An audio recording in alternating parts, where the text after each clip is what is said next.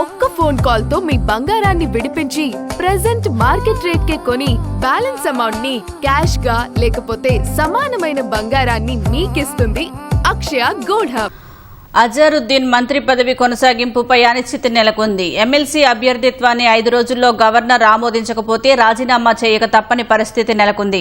2-3 రోజుల్లో లోక్ భవన్ నుంచి శుభవార్త వస్తుందని ప్రభుత్వ వర్గాలు ఆశాభావంతో ఉన్నాయి.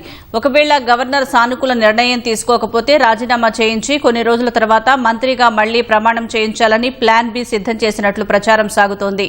చట్టపరంగా వీలు కాకపోతే కేబినెట్ నుంచి వైదొలగాల్సి వస్తే ఏం చేయాలనే అంశంపై కాంగ్రెస్ లో విస్తృత చర్చ సాగుతోంది.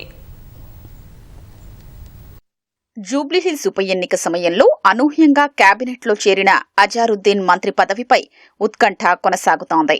అజారుద్దీన్ మంత్రి పదవి చేపట్టి ఈ నెల 30కి 6 నెలలు కానుంది.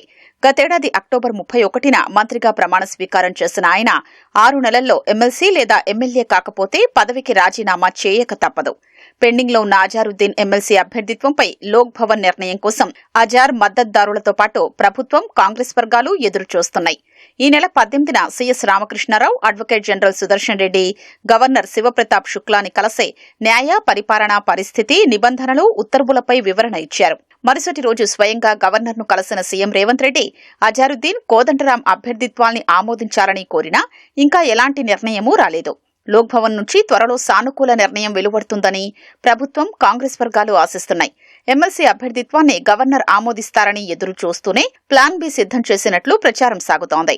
గవర్నర్ సానుకూలంగా నిర్ణయం తీసుకోకపోతే అజారుద్దీన్తో రాజీనామా చేయించి కొన్ని రోజుల వ్యవధితో మంత్రిగా మళ్లీ ప్రమాణం చేయించాలని ఆలోచిస్తున్నట్లు సమాచారం. ఆ అంశంపై న్యాయ నిపుణులతో చర్చించినట్లు తెలుస్తోంది. గవర్నర్ వద్ద సీఎం ఆ ప్రస్తావన తెచ్చినట్లు ప్రచారం జరుగుతోంది.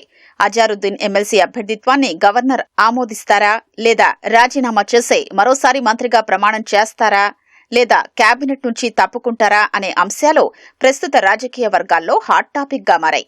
అజార్ మంత్రివర్గంలో ఖచ్చితంగా కొనసాగుతారని, తప్పనిసరి పరిస్థితి ఏర్పడితే మరో కీలక పదవి దక్కుతుందని పార్టీ వర్గాల్లో ప్రచారం జరుగుతోంది. సుమారు 3 ఏళ్లుగా కొనసాగుతున్న గవర్నర్ కోటా ఎమ్మెల్సీ వివాదమే ఈ పరిస్థితికి దారితీసింది. 2023 జూలై 31న దాసోజు శ్రవణ్, కుర్రా సత్యనారాయణను గవర్నర్ కోటాలో ఎమ్మెల్సీలుగా బీఆర్ఎస్ ప్రభుత్వం సిఫార్సు చేసింది. అయితే వారిద్దరికీ రాజకీయ అనుబంధముందన్న కారణంతో అదే ఏడాది సెప్టెంబర్ 19న అప్పటి గవర్నర్ తమిళిసై కేబినెట్ నిర్ణయాన్ని తిరస్కరించారు. గవర్నర్ నిర్ణయంపై శ్రవణ్, సత్యనారాయణ హైకోర్టును ఆశ్రయించారు. విచారణ పెండింగ్ లో ఉండగానే అధికారంలోకి వచ్చిన కాంగ్రెస్ ప్రభుత్వం 2024 జనవరి 13న కోదండరాం, అమీర్ అలీ ఖాన్ ని ఎమ్మెల్సీగా నామినేట్ చేయాలని గవర్నర్ కు సిఫార్సు చేసింది. కేబినెట్ సిఫార్సుల్ని గవర్నర్ జనవరి 27న ఆమోదించారు.